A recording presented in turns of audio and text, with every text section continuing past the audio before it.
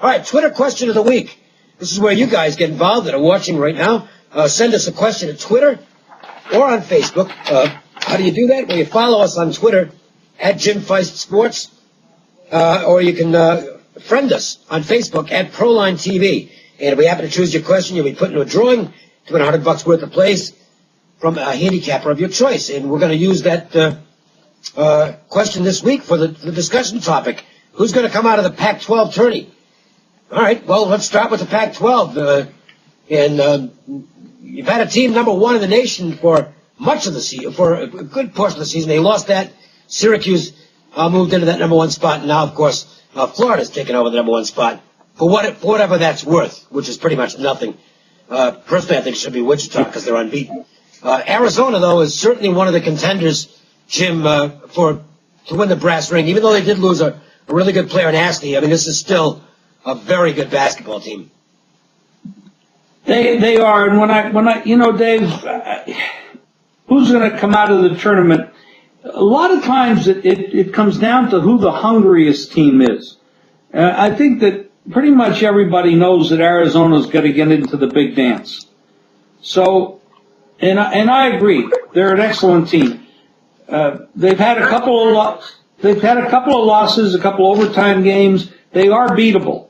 And they're going to be playing against teams that they've played twice before, so they know this team. And those kind of adjustments by the opposing teams can be kind of devastating when you get right down to it. So I like Arizona, but I think that maybe not California, but a Stanford or a UCLA, who are also playing very well and have had good years, are not that far behind, and I do believe one of those two teams will win it.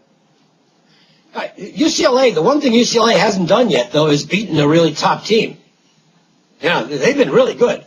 There's no question about that. But they've only faced two top 20. Again, we're going to these silly rankings, but they are useful in a sense in determining how a team has done against the perceived top teams. UCLA, 0-2 against the only top 20 teams they've faced. Duke beat them in Arizona. Now, those teams will meet again, of course, speaking of UCLA and Arizona. But that was in L.A., and the Bruins didn't win that game. Boy, they're fun to watch, though, and I think they're getting better. Jordan Adams, terrific sophomore player. Kyle Anderson is one of the best.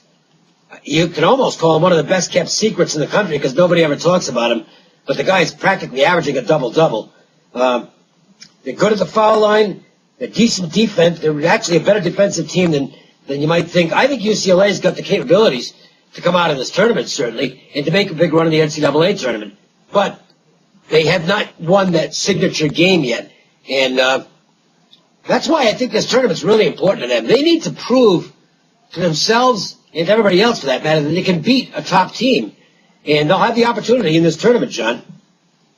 Yeah, and one of the teams that I like is Arizona State. I mean, they're not the best team in their own state, but the Sun Devils team has quietly been very good, approaching that 20-win mark, especially at home. Now, they are off a tough week. They had the losses at Colorado and Utah. But overall, there's so much to like about this team looking ahead into the tourney. You got the sophomore spark plug guard in Carson, 19 points per game. And then you got the seniors, veteran experience in Jermaine Marshall and Jordan Baczynski. Who wouldn't want a guy like Baczynski? 7'2" senior, does everything. 11 points per game, 8.8 rebounds per game. We saw his value when they beat Oregon. They had a huge halftime lead in that game, hung on to win 74-72, but he had 26 points and the key block right there at the buzzer. And when you assess overall what the Sun Devils are doing, their calling card is obvious. It's defense. They're tops in the Pac-12 in block shots. They're tops in defensive rebounds. Field goal shooting defense, they're fourth, just over 42% shooting. We saw them beat Arizona recently, held them to 66 points, and that was in double overtime, allowing 36% shooting. They hit 15 of 26 threes in that game. Marshall had a big game, the senior stepping up with 29 points, and a couple of spread trends to keep in mind as the tournament gets going along. This is a very good bounce-back team, 15-7-1 against the spread after a loss in the defense. 39-18-2 run under the total. After a spread loss, they're 34-16-4 under the total. Dave, I can see those kind of defensive trends continuing in the tourney. Yeah, Jim, one team that I think would have definitely been in the mix but I don't know how far they can go now. Spencer Dinwiddie's injury.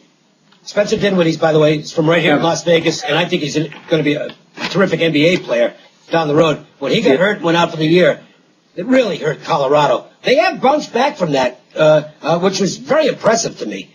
But I don't know how good they're going to be come tournament time. No, and they had a big game the other night at home, and they just didn't show up in that game, and that was a huge game, a statement type of game. And in the tournaments, you have to step up in statement type of games in order to go anywhere. So that was okay. We're all allowed to have bad days, but in tournaments and stuff like that, you can't be. I mean, they have a great winning record, the 20-8 on the year. And they're going to get noticed, and they're going to get picked up somewhere. But I don't really see them going that far. I think at this point, without that player, I think they're overrated. Yeah, and by the way, they had to end the regular season with 3 straight road games, and then head into the conference tournament, which was obviously on the road too. So not exactly a great deal from the schedule maker. California, Exactly. California's a team that I am not real impressed with them. They got the win over Arizona, which they managed to pull out, and that was played at their style. But if you get them out of their style, I think they're an average basketball team. I don't know. This team to me has not, and I'm a big Montgomery fan. I think he's a great coach, and I'm certainly not going to knock him. But for some reason, I don't think this team has come together to the extent I thought they would.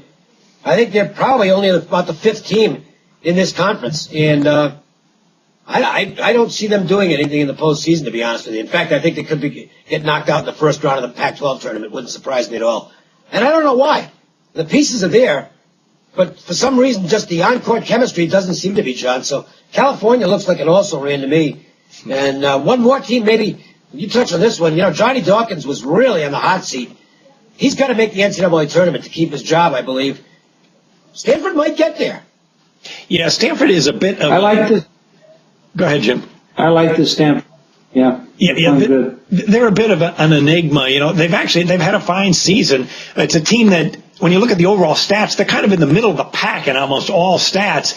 And in these big games, boy, they've been oh so close much of the season. And they got blown out by Pitt in a marquee game, lost to Michigan by just 3 points. Then number 1 Arizona by 3 they lost to. They got blown out by UCLA. They did have that win away from home against UConn, 53-51. And then they had the rematch revenge game against UCLA where they won 83-74, shooting 62%, 11 of 22 3-pointers. So they're getting better down the stretch. There's a lot to like about them.